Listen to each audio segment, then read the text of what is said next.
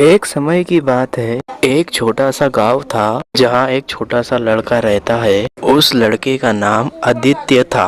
वह बहुत गरीब घर से था।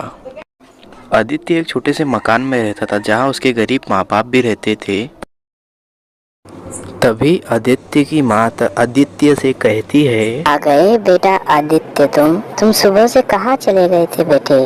मैं तुम्हें कब से ढूंढ रही थी। मेरा बेटा कहाँ गया कहाँ गया? आदित्य, तुम सुबह से कुछ खाए पिए बगैर ही घूम रहे हो बेटा। तुम बहुत लापरवाह हो गए हो बेटा। अपने टाइम और टाइम खाना तभी आदित्य अपनी माँ से कहता है, जी माँ, मैं आपसे माफ़ी मांगता हूँ माँ। मैंने खाना नहीं खाया। मैं बहुत ही लापरवाह हो चुका हूँ माँ। मैं बहुत दूर खेलने जा रहा हूँ। मैं आपको बता दूँ मुझे बहुत समय लग जाएगा, तो मैं आपको पहले ही बता के चला जाता हूँ माँ।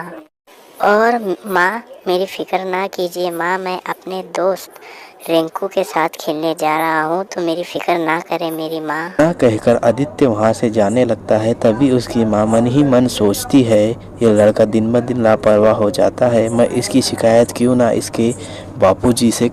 इधर आदित्य की माँ आदित्य के बापूजी से शिकायत करती है, सुनिए जी आदित्य के बापू, आप उसे कुछ कहते क्यों नहीं? वो दिन से दिन लापरवाह होते चले जा रहा है। आप उसे कुछ कहते भी तो नहीं है।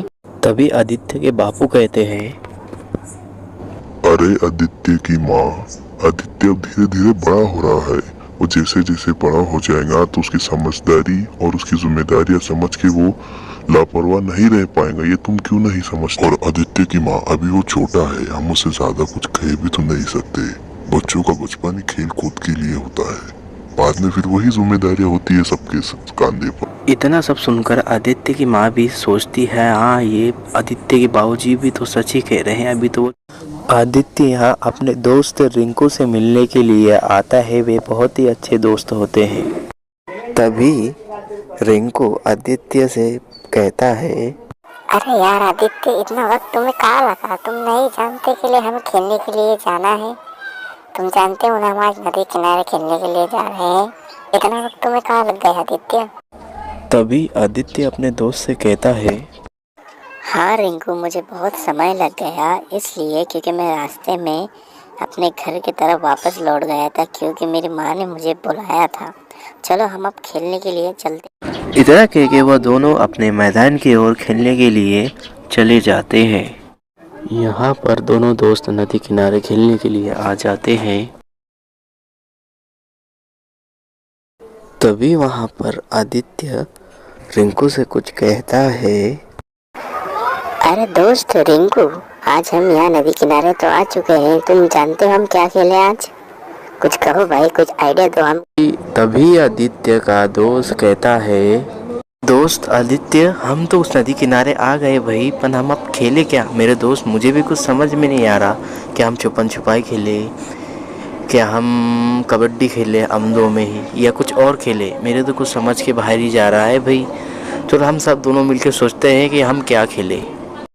आदित्य और रिंकू सोचते रहते हैं कि हम खेले तो खेले क्या, पर ये सब नहीं जानते थे कि वहाँ पर वो दोनों अकेले नहीं है। उस नदी किनारे वहाँ पर कोई और भी बैठा है। तभी वहाँ पेड़ के ऊपर बैठी हुई जादुई चींटी बोलती है, वाह भाई वाह, बच्चे आ गए नदी किनारे। इन्हें पता नहीं कि हमें क्या खेलना चाहिए।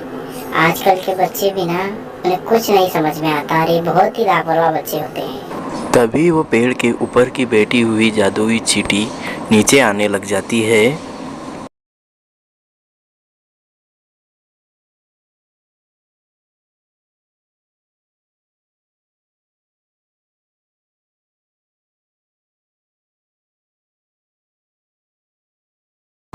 तभी वो जादुई चींटी बोलती है, क्या दोस्तों, मैं तुम्हारी कुछ मदद कर सकती हूँ? दोस्तों, तुम यहाँ पर पकड़म पकड़ाई भी खेल सकते हो। तुम यहाँ पर छुपन छुपाई भी खेल सकते हो। तभी रिंकू बोला, तुम कौन हो और तुम यहाँ क्या कर रही हो? और तुम इतनी बड़ी चींटी हो? बाप रे बाप रे बाप, इतनी बड़ी चींटी हो, अभी बोलने वाली। मैं तो डर गया भाई। रिंकू और आदित्य बहुत ही घबराए हुए होते हैं, क्योंकि इतनी बड़ी चींटी, वो बोलने वाली चींटी देखकर